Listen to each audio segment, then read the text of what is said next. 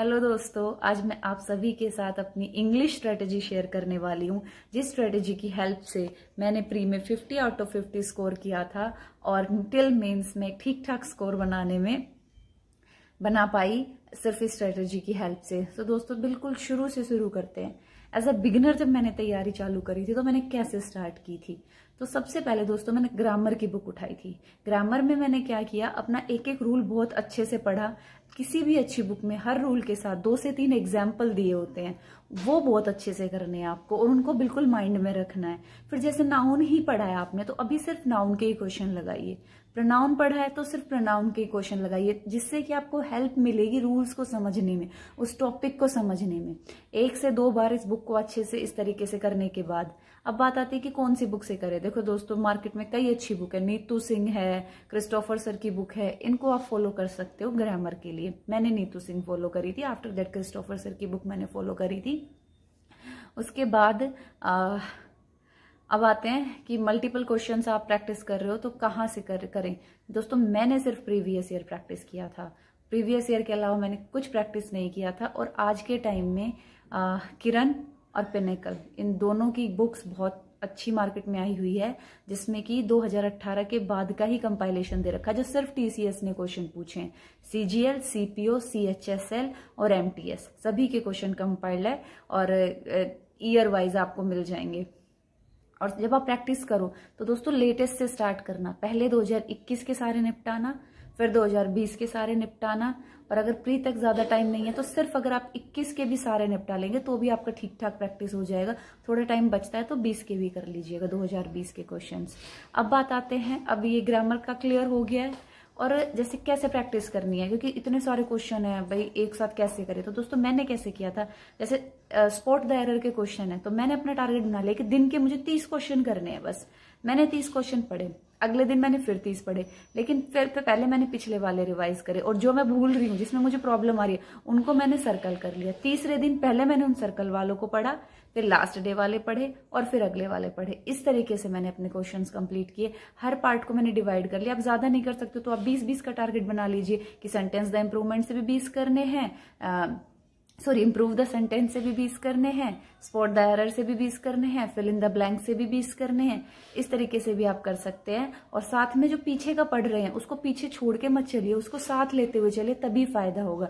Revision is the only की of success in SSC, याद रखिएगा। अब बात आती है कि अब वो कैब पे चलते हैं दोस्तों, कि वो कैब कहाँ से करी, कैसे करी। तो सबसे पहले जो बिगनर होता है उसके लिए आसान नहीं है, दिन के 10 वर्ड याद करना भी आसान नहीं है। मैं इस चीज को बहुत अच्छे से समझ सकती हूँ, तो थोड़ा थोड़े से स्टार्ट कीजिए। मैं जब मैंने पहले स्टार्टिंग में तैयारी चालू करती हूँ 5-5 वर्ड दिन के करती थी। तो देखिए दोस्तों, अभी जो जस्ट इसी प्री को टारगेट कर रहे हो तो उनका तो 5 वर्ड से बिल्कुल काम नहीं चलने वाला है। लेकिन अगर आप बिल्कुल बिगिनर है तो कैसे स्टार्ट करिएगा, जैसे वो तो आप पे डिपेंड करता है। अपना टारगेट सेट कर लीजिए, जैसे कि अगर आप दिन के 20 टारगेट सेट कर लिए कि मुझे 20 वोकैब करने, अब उन वोकैब को कैसे करें, तो एक ना ट्रिक्स उनको माइंड में ना सेट कर लीजिएगा। हर वर्ड में ना, जैसे आप पढ़ते हैं ना तो एक हिंदी सेंस निकलता है उस वर्ड का, कुछ ना कुछ, और उस हिंदी सेंस से उसको माइंड में आप अपने रख लीजिए। और जैसे एक वर्ड को आपने जिस तरीके से याद किया है तो हर बार उसी वर्ड को उसी तरीके से याद कीजिए। अब जैसे दिन के आपने टारगेट बना लिया कि 20 वर्ड मुझे करने हैं, तो अगले दिन भी 20 करने हैं, पर पहले पिछले वाले रिवाइज करने हैं। फिर अगले दिन और उनको सर्कल कर दीजिए जो आप भूल रहे हैं। फिर नेक्स्ट डे कीजिए, पहले वो जो सर्कल वाले हैं वो रिवाइज कीजिए, फिर आगे बढ़िए। इस तरीके से आप अपना कीजिए। अब कौन से वो कैब करें, कहाँ से करें, तो दोस्तों प्रीवियस ईयर, मैंने सिर्फ प्रीवियस ईयर वो कैब बनाई। प्रीवियस ईयर ही अपने आप में बहुत ज्यादा है, 3 से 4 हजार वर्ड्स हैं जो आपको आने ही चाहिए और वो सिर्फ प्रीवियस ईयर में मिल जाएंगे आपको। तो मैंने जो प्रीवियस ईयर, तब मैंने किरण से बनाई थी अपनी वो कैब सबसे पहले।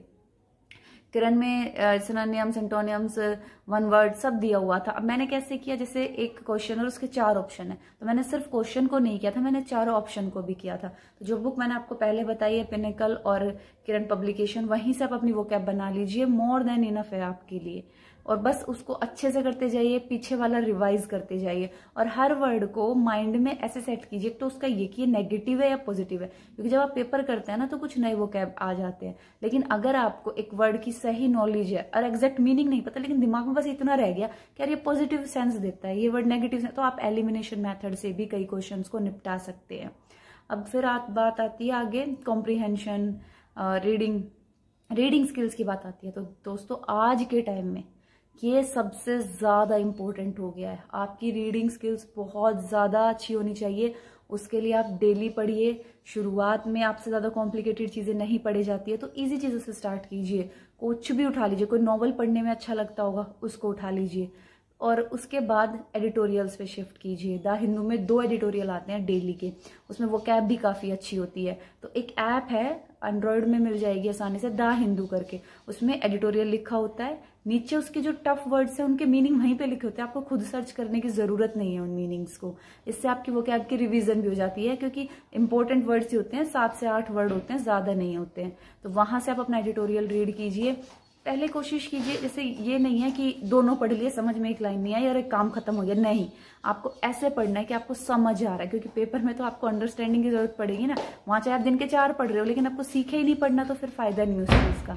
तो सबसे पहले क्या कीजिए, बेशक अगर आपसे दिन का आधा एडिटोरियल पढ़ा जा रहा है ना, तो आप आधा ही एडिटोरियल पढ़िए, पर उसको अच्छे से समझ के पढ़िए। धीरे धीरे धीरे आपको हैबिट हो जाएगी पढ़ने की। और जब आप दिन के 2 एडिटोरियल पढ़ने लग जाएंगे ना 1 गो में, तो आप आराम से कॉम्प्रिहेंशन कर जाएंगे, पैराजम्बल्स कर जाएंगे, क्लोज टेस्ट कर जाएंगे, क्योंकि अब आपको पढ़ना आ गया है। और एसएससी हमारी रीडिंग स्किल्स ही चेक करता है कि हम चीजों को पढ़ के समझ सकते हैं या नहीं समझ सकते।